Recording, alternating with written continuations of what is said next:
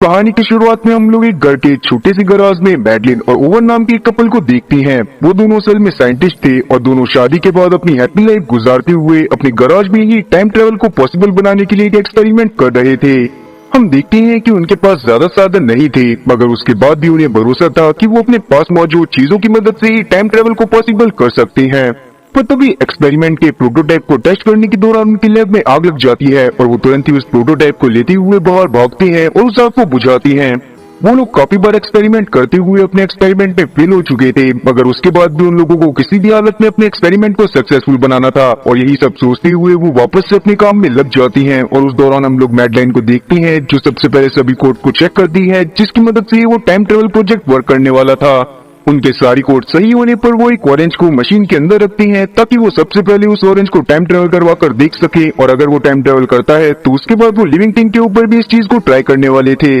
इस बार किस्मत से उनका एक्सपेरिमेंट वर्क कर जाता है और हम लोग देखते हैं कि ऑरेंज गायब होकर सीधा 1 मिनट बाद उस जगह पर वापस आ जाता है। उन लोगों ने जानबूझकर 1 मिनट की टाइम को सेट करा था ताकि वो देख पाए कि वो ऑरेंज वहां से गायब होकर 1 मिनट बाद वापस आएगा भी या फिर नहीं। अब उस एक्सपेरिमेंट की सक्सेस को देखने के बाद वो दोनों काफी ज्यादा खुश होती हैं। साथ ही हम लोग उनकी बातों से ये भी जान पाती हैं कि उन लोगों ने वहाँ पर एक मास्क को भी बनाया हुआ था, जिसकी मदद से आगे चलकर वो ह्यूमंस के ऊपर उस एक्सपेरिमेंट को कंडक्ट कर सकते थे। पर किसी भी लिविंग बॉडी के ऊपर अपने एक्सपेरिमेंट को कंडक्ट करने से पहले उन लोगों को पूरी तरह से श्योरिटी चाहिए थी कि उनका एक्सपेरिमेंट सही में वर्क करता है। लेकिन थोड़ी ही सही, मगर आज उन्हें सक्सेस मिली थी और इसी बात की खुशी मनाने के लिए वो रात में अपने इन्वेस्टर मिस्टर रोरी को अपने घर में बुलाते हैं ताकि वो उनके साथ पार्टी कर सके। जहाँ पर हम लोग रोरी की बातों से जान पाते हैं कि वो काफी समय से उनके प्रोजेक्ट में इन्वेस्ट कर रहा था और उसका आगे का विजन यही था कि वो ओवन और मैडलेन के प्रोजेक्ट से आगे चलकर बहुत सारे पैसे कमा पाए। तब वो दोनों भी उसको इस बात की श्योरिटी देती हैं और वो तीनों आपस में वापस से बातें करने लगते हैं। तब उन तीनों में बातें होने लगती है कि आगे वो इस एक्सपेरिमेंट में क्या करेंगे। ओवन चाहता था कि अब वो फ्रूट और नॉन लिविंग थिंग को छोड़कर सीधा लिविंग थिंग के ऊपर एक्सपेरिमेंट को करे, जैसे कि माउस। लेकिन मैडलिन को ये आइडिया अच्छा नहीं लगता क्योंकि अभी वो उस छोटी सक्सेस को देखकर किसी लिविंग थिंग की जान खतरे में नहीं डालना चाहती थी। पर ओवन उसे अभी थोड़ा सा फोर्स करता है और अब ना चाहते हुए भी मैडलिन को उसकी बात माननी पड़ती है। रूडी इससे बहुत ज्यादा खुश था क्योंकि वो जल्दी से जल्दी सब कुछ करवाना चाहता था ताकि वो उस एक्सपेरिमेंट से बहुत सारे पैसे कमा पाए। आगे जब मैडलिन और ओवन अपने घर में पहुंचते हैं तो वो दोनों एक माइस को अपनी मशीन में रखते हुए फ्यूचर में भेजने का ट्राई करती हैं। मैडलिन बहुत ज्यादा डरी हुई थी, वहीं ओवन काफी ज्यादा काम और कॉन्फिडेंट था, मगर अचानक से जैसे ही वो मशीन को चालू करते हैं वैसे ही वो माइस एक्सप्लोड हो जाता है, जो देखकर मैडलाइन को ओवन के ऊपर बहुत ज्यादा गुस्सा आ रही थी। इसीलिए वो कुछ देर को उसे वहां से जाने को बोल देती है और खुद अकेली बैठकर ही काम को करने लगती है। फिर जब वो काम कर रही थी तो उस दौरान उसे कोड में एक गलती नजर आती है, जो कि कोड मैडलाइन ने ही धोखे से कर दी थी क्योंकि शायद वो काफी ज्यादा ही घबराई हुई थी, जिसे देखने के बाद उसे अपनी गलती के ऊपर पछतावा होता है और वो तुरंत ही उस कोड को सही कर देती है। पर अब वो नहीं चाहती थी कि वो किसी चूहे की जान को खतरे में डाले, इसीलिए वो डिसाइड करती है कि इस बार जब वो एक्सपेरिमेंट करेगी तो वो उसे खुद के ऊपर ही कंडक्ट करेगी। तब वो ओवन के लिए सबसे पहले एक ऑडियो मैसेज रिकॉर्ड करती है ताकि ओवन को इस बारे में पता हो कि मैडलाइन अपने ऊपर ही एक्सपेरिमेंट कंडक्ट कर कहीं पर चली गई है, क्योंकि हो सकता था कि मैडलाइन इस एक्सपेरिमेंट में कभी भी वापस ना आए। आगे वो उस मास्क के प्रोटोटाइप के पास चली जाती है जिसको उन्होंने इसी वजह से बनाया था ताकि वो आगे चलकर ह्यूमंस के ऊपर उस एक्सपेरिमेंट को कंडक्ट कर सके। और अब मशीन को चालू करते ही मैडलाइन वहाँ से गायब हो गई थी, जिसकी अगली सुबह जब उसकी आंख खुलती है तो वो गार्डन में पड़ी हुई थी और तब वहाँ पर ओवन आकर उसकी मदद करते हुए उसे घर के अंदर लेकर जाता है। और तब जाकर उन दोनों की बातों से हम लोग जान पाते हैं कि असल में मैडलाइन पिछली रात से गायब थी और ओवन खुद भी काफी ज्यादा डरा हुआ था क्योंकि मैडलाइन उसे कहीं पर भी नहीं दिख रही थी। पर क्योंकि मैडलाइन इस समय पर वापस आ गई थी तो इसका मतलब यही था कि उनका एक्सपेरिमेंट पूरी तरह से वर्क कर रहा था। लेकिन मैडलाइन को अभी इस बारे में कुछ भी याद नहीं था कि जब वो फ्यूचर में गई तो उसके साथ क्या हुआ था। साथ ही हम लोग उसके बिहेवियर में भी काफी अजीब चीजों को नोटिस कर पाते हैं, जैसे वो काफी ज्यादा गुस्से में बात कर रही थी और साथ ही वो बहुत ज्यादा वाइन भी पी रही थी, जो देखने के बाद ओवन को लगता है कि शायद मैडलिन खुशी में वाइन पी रही है, इसीलिए वो भी उससे ज्यादा नहीं टोकता।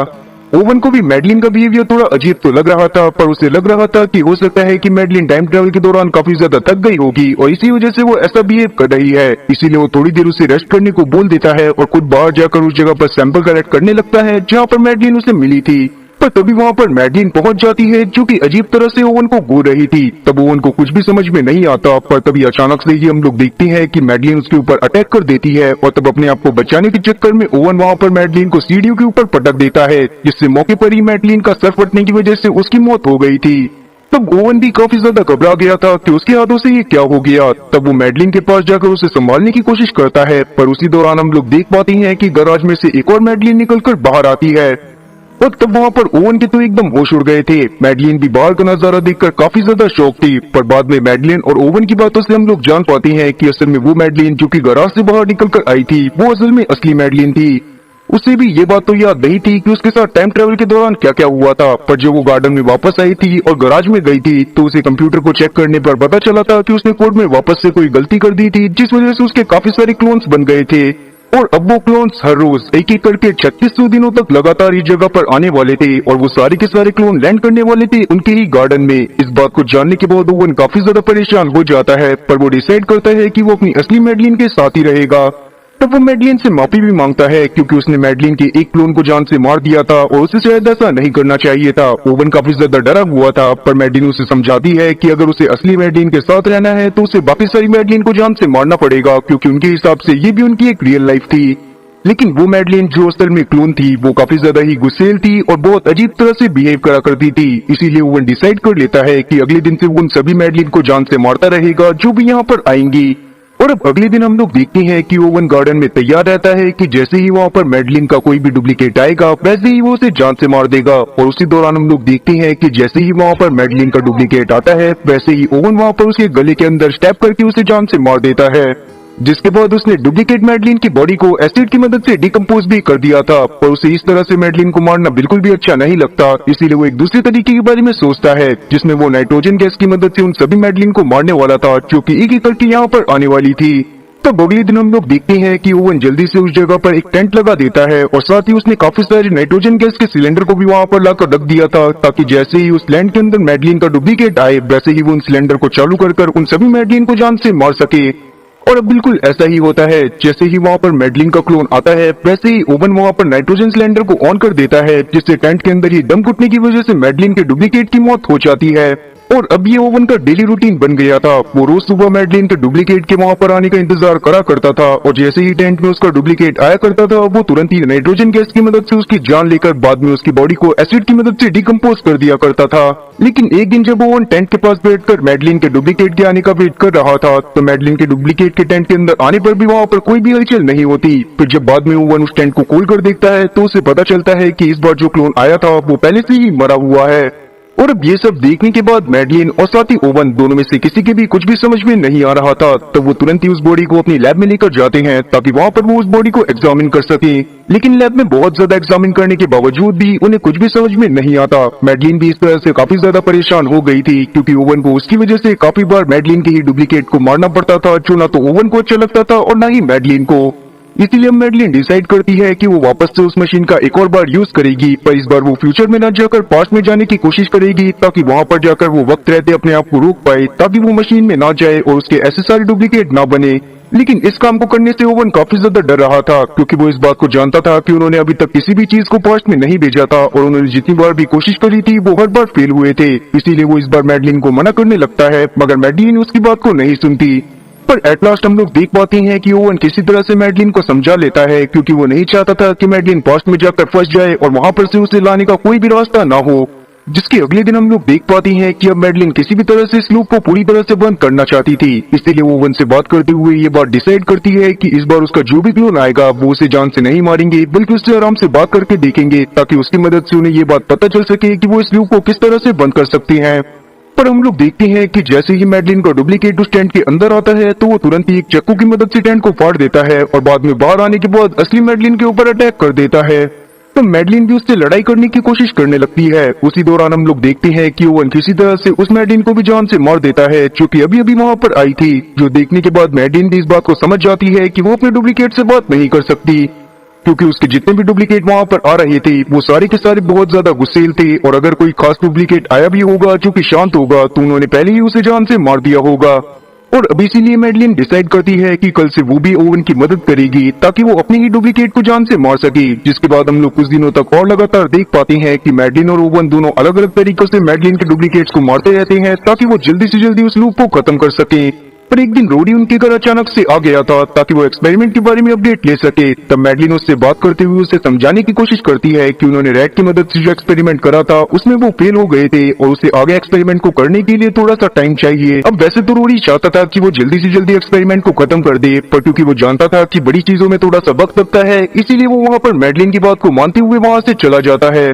पर रोडी और मैडलिन जिस समय पर बात कर रहे थे तब उसके पीछे हम लोग देख पाते हैं कि वहाँ पर ओवन एक मैडलिन को मारने की कोशिश कर रहा था, जो कि असल में मैडलिन की एक डुप्लीकेट थी। पर उनकी अच्छी किस्मत की वजह से रोडी ने वहाँ पर कुछ भी नहीं देखा था। जिसके अगले दिन हम लोग देखते हैं कि मैडलिन और ओवन जब मैडलिन के डुप्लीकेट के आने का वेट कर रहे थे तभी अचानक से ही वो किसी बात में बहुत ज्यादा बिजी हो जाते हैं, जिस वजह से वो मैडलिन के डुप्लीकेट के ऊपर ज्यादा ध्यान नहीं दे पाती। और जब अचानक से वहाँ पर मैडलिन का डुप्लीकेट आ जाता है तो ओवन डरता हुआ उसके ऊपर अटैक करता है, पर मैडलिन का डुप्लीकेट पहले से ही तैयार था, इसीलिए वो पीछे हटता है, जिससे ओवन से वो चाकू धोखे से असली मैडलिन के लग जाता है और अब असली मैडलिन की मौत हो गई थी, जिससे ओवन काफी ज्यादा परेशान होता है। पर उस दौरान हम लोग देखते हैं कि वो मैडलिन जो कि अभी अभी वहाँ पर आई थी वो भी वहाँ की सारी सिचुएशन समझ गई थी। पर उस मैडलिन की बातों से हम लोग जान पाते हैं कि वो मैडलिन असल में बहुत ज्यादा शांत थी और उसे किसी भी बात पर गुस्सा नहीं आता था। वो ओवन से बहुत ज्यादा प्यार करती थी और ओवन के साथ ही हमेशा रहना चाहती थी। साथ ही अब उस मैडलिन को ओवन से बात करने के बाद ये बात पता चलती है कि असल में वो मैडलिन जो कि अभी अभी वहाँ पर आई थी वो 51th मैडलिन थी और उससे पहले वहाँ पर ओवन 50 मैडलिन को जान से मार चुका था।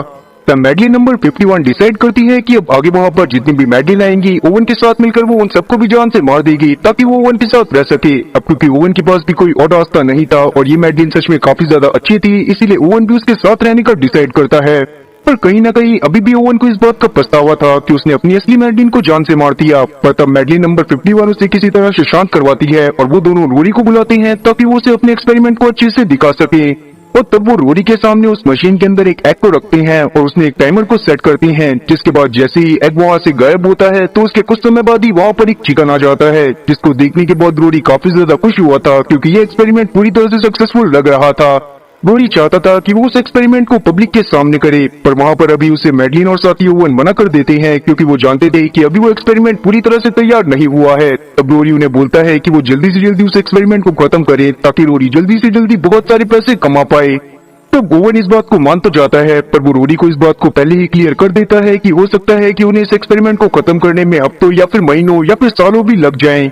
रोडी इस बात को समझता तो था कि इस काम को करने में बहुत ज्यादा समय लग सकता है, पर अभी वो इसके लिए ज्यादा वेट नहीं करता और उन दोनों से बोलता है कि वो किसी भी तरह से उसे जल्दी से जल्दी खत्म करे। तब वो दोनों भी इस बात के लिए मान जाते हैं। खैर अगले दिन से हम लोग देखते हैं कि जैसे मैडलिन नंबर 1 और साथी ओवन मिलकर सभी मैडलिन की डुप्लीकेट्स को मारा करते थे, तो अब यहाँ पर मैडलिन नंबर 51 और साथी ओवन मिलकर सभी मैडलिन को एक एक करके जान से मार रहे थे। पर एक समय ऐसा आता है जहाँ पर हम लोग देख पाते हैं कि मैडलिन नंबर 51 अपनी ही डुप्लीकेट्स को मारते हुए काफी ज्यादा परेशान हो गई थी। वो काफी ज्यादा सॉफ्ट हार्टेड थी और इसीलिए उसे उन्हें मारना बिल्कुल भी अच्छा नहीं लग रहा था। तब वहाँ पर ओवन आता है और उससे बात करते हुए उसे समझाने की कोशिश करने लगता है कि अगर उसे ओवन के साथ रहना है तो ये सारी चीजें करनी पड़ेंगी और अगर वो ऐसा नहीं करना चाहती तो उससे शायद वापस से एक बार पास्ट में जाने की कोशिश करनी चाहिए, जहाँ पर जाने के बाद वो फर्स्ट मैडलाइन को रोक सकती थी, जिससे कभी भी ऐसा टाइम लूप नहीं बनेगा जहाँ पर रोज रोज करके मैडलिन के डुप्लीकेट्स आएंगे और इन लोगों को इस तरह से उन्हें मारना पड़ेगा। अब इस बात को सुनने के बाद मैडलिन नंबर 51 कुछ अजीब सा बिहेव करने लग गई थी। वो इस बात को जानती थी कि ओवन कहीं ना कहीं मैडलिन नंबर 1 को ही सबसे ज्यादा प्यार करता था और अगर उसके सामने मैडलिन नंबर 1 या फिर मैडलिन नंबर 51 में से कोई चॉइस आएगी तो ओवन किसी भी हालत में मैडलिन नंबर 1 को ही चुनेगा।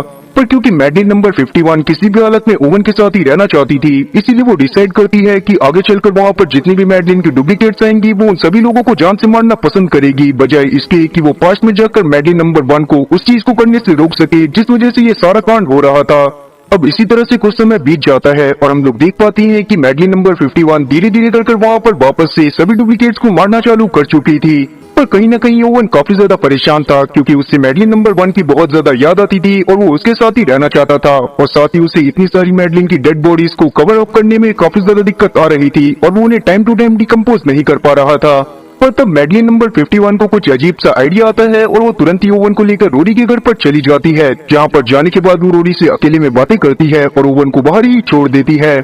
जिसके थोड़ी देर बाद जब ओवन अंदर जाता है तो उसे पता चलता है कि मैडलिन ने रोडी को सारी बातें समझा दी है और उसने ये भी बता दिया है कि मैडलिन के वहाँ पर बहुत सारे डुप्लीकेट्स आ रहे थे, जिसके बाद रोडी अचानक से ही उनकी मदद करने के लिए पूरी तरह से तैयार हो गया था।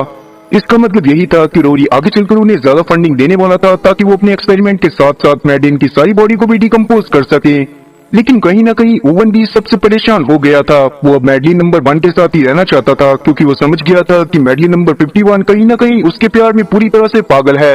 इसलिए वो अकेले में ही उन चीजों को करना चालू कर देता है जिससे वो चीजों को पास्ट में भी बेच सकता था। तब वो एक एप्पल को ट्राई करता है ताकि वो उसे पास्ट में बेच सके, पर उसका उसे कोई भी फायदा नजर नहीं आता और ऐसा वो इसीलिए कर रहा था ताकि वो अपने एक्सपेरिमेंट में सफल होने के बाद पास्ट में जाकर मैडलिन नंबर 1 को ये सब करने से रोक पाए, जिससे पूरी चेन टूट जाएगी और आगे चलकर मैडलिन का कोई भी डुप्लीकेट उनकी टाइमलाइन में नहीं आएगा। ओवन को लगता है कि वो अपने एक्सपेरिमेंट पे सफल नहीं हुआ, पर असल में मैडलिन को वो सेब मिल गया था जो कि पास्ट में पहले ही उसके पास पहुंच गया था, जिसको देखने के बाद मैडलिन भी इस बात को समझ गई थी कि ओवन अभी भी इस तरह के एक्सपेरिमेंट को कर रहा है जिससे वो पास्ट में टाइम ट्रेवल भी कर पाए। और अब ये बात जानने के बाद मैडलिन नंबर 51 को बहुत ज्यादा गुस्सा आती है और अगले दिन हम लोग देखते हैं कि जब ओवन वहाँ पर इंतजार कर रहा था कि वो मैडलिन की डुप्लीकेट को जान से मार सके, तभी वहाँ पर मैडलिन आकर उसके सर पर अटैक करते हुए उसे बेहोश कर देती है। और ऐसा मैडलिन ने इसी वजह से करा था क्योंकि मैडलिन समझ गई थी कि कहीं ना कहीं ओवन उसे धोखा देने की कोशिश कर रहा है और वो किसी भी हालत में ओवन के साथ ही रहना चाहती थी। जिसके थोड़ी देर बाद जब ओवन की आंखें खुलती हैं तो वो अपने आप को लैब में ही एक चेयर से बंधा पाता है। तब उसके सामने एक मैडलिन थी जो कि असल में मैडलिन नंबर 115 थी, जिसे देखने के बाद ओवन काफी ज्यादा गुस्से में आ जाता है क्योंकि वो समझ गया था कि ये मैडलिन काफी ज्यादा रूड है। साथ ही हम लोग वहाँ पर मैडलिन नंबर 115 की बातों से ये भी जान पाते हैं कि असल में मैडलिन नंबर 51 काफी समय से कुछ मैडलिन्स को नहीं मार रही थी ताकि आगे चलकर वो अपनी थोड़ी सी सेना को बना पाए और ओवन के ऊपर पूरी तरह से कंट्रोल पा ले। और कहीं ना कहीं मैडलिन नंबर 51 ये सब इस वजह से भी कर रही थी क्योंकि अब वो अपने डुप्लीकेट्स को नहीं मार पा रही थी। खैर आगे हम लोग देखते हैं कि मैडलिन नंबर 115 बहुत ज्यादा गुस्सेल थी और एक एक करके वो सभी लोगों के ऊपर अपना हुक्म चलाना चालू कर देती है। उसने और भी काफी सारी मैडलिन्स को इकट्ठा कर लिया था ताकि वो उनसे भी अपने सारे काम करवा पाए। और साथ ही अब मैडलिन नंबर 51 को भी ये बात समझ में आ जाती है कि शायद उसने मैडलिन नंबर 115 को जिंदा रखकर बहुत गलत काम करा है और यहाँ पर अपनी और साथ ही ओवन की जान को खतरे में डाल लिया है, पर अब वो चाहते हुए भी कुछ भी नहीं कर पाती। अब आगे चलकर मैडलिन नंबर 115 एक और बार ओवन के पास जाती है, जहाँ पर उन दोनों की बातों से हम लोग जान पाते हैं कि असल में मैडलिन नंबर 1 ने जब पहली बार एक्सपेरिमेंट को अपने ऊपर करा था तब वो फ्यूचर में पहुंच गई थी और वहाँ पर ही उसके काफी सारे एप्लीकेशन भी पहुंच गए थे, जो कि कहीं ना कहीं मैडलिन नंबर 1 की कोड में गलती की वजह से ही हुआ था। पर उसके कुछ समय बाद वहाँ पर से मैडलिन नंबर 1 तो वापस आ गई, पर उसकी सारी की सारी क्लोन वहीं पर फंसी रह गई। उस दौरान मैडलिन नंबर 115 ने बहुत सारी मैडलिन से लड़ाई करी ताकि वो वहाँ पर उन लोगों की लीडर बन सके, और क्योंकि वो अपनी लाइफ के लिए जस्टिस चाहती थी इसीलिए वो इंतजार करने लगी कि कब वो वहाँ पर से वापस से प्रेजेंट टाइम में आए, जहाँ पर आने के बाद वो सभी मैडलिन को जान से मार देगी और खुद ही ओवन के साथ रहेगी। अब इन सब बातों को जानने के बाद ओवन को और ज्यादा गुस्सा आने लगती है, पर अभी वो चाहकर भी कुछ भी नहीं कर पाता। तब उसी रात हम लोग देख पाते हैं कि एक मैडलिन उसके पास आती है ताकि वो उसके साथ इंटीमेट हो सके। तब ओवन को लगता है कि शायद वो मैडलिन नंबर 51 है, जो कि असल में थोड़ी सी सॉफ्ट थी। इसी वजह से ओवन उसके साथ फ्लर्ट करना चालू कर देता है ताकि वो अपने आप को फ्री करवा सके। पर उसी दौरान हम लोग देखते हैं कि मैडलिन नंबर 115 वहाँ पर आ जाती है और वो उस मैडलिन को जान से मार देती है। अब ये सब देखने के बाद ओवन काफी ज्यादा डर गया था। तब मैडलिन नंबर 115 उसके पास भी आती है और उसे भी धमकाने लगती है। वो नहीं चाहती थी कि ओवन उसके अलावा किसी और के ऊपर नजर डाले, पर बाद में हमें ये बात पता चलती है कि मैडलिन नंबर 115 ने अभी जिस मैडलिन को मारा था वो असल में मैडलिन नंबर 51 नहीं थी। तब हम लोग असली मैडलिन नंबर 51 को देख पाते हैं, जिसने भी ये सारी चीजें देख ली थी और वो काफी ज्यादा डर गई थी। तब वो ओवन और खुद की जान बचाने के लिए ओवन को अपने साथ रोरी के घर पर लेकर चली जाती है ताकि वो उसके घर में सेफ रह सके। और वहाँ पर जाने के बाद उन लोगों ने ये चीज डिसाइड करी थी कि वो किसी भी तरह से मैडलिन नंबर 1 के प्लान को एग्जीक्यूट करेंगे, जिसमें वो पास्ट में जाकर उस जगह पर मैडलिन नंबर 1 को रोक देंगे जहाँ पर से वो इन सब चीजों को चालू करने वाली थी।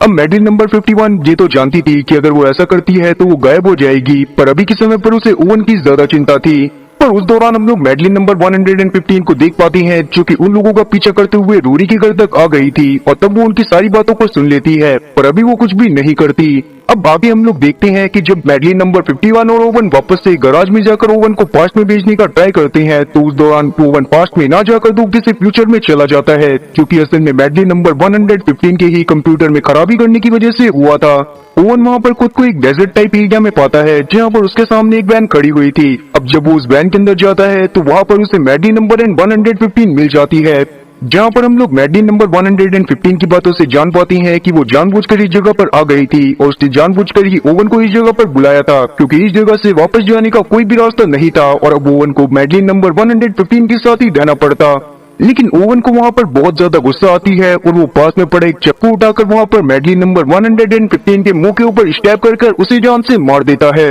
लेकिन सेम टाइम पर मैडलिन नंबर 115 ने भी उसके ऊपर अटैक कर दिया था, जिस वजह से वहाँ पर